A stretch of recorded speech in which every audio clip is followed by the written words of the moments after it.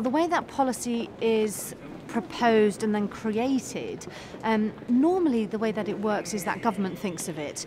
Government normally says, well, we were elected on a manifesto and this is what the manifesto said, and so this is what we're going to do. The detail of that policy obviously is something that government has to work out itself. That's the normal way that that policy is proposed. There are other ways. Backbenchers can also generate ideas and make proposals. They're normally ignored, and it's usually only government that can propose policy and actually, takes it all the way to being a law. Formally, legislation is divided into two types. There's public legislation. That is legislation that will apply to everyone, so it's got general applicability.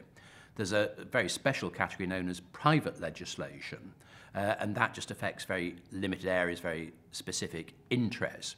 For example, a bill to give a local authority power to make particular bylaws or to restrict particular activities. Nowadays, there isn't much private legislation. Most legislation is public legislation, and that can be divided into government bills and private members' bills. So most legislation passed by Parliament comprises bills brought forward by government. There's quite a few bills promoted by individual members, that is, private members, but most of those that are introduced do not actually get through the two houses.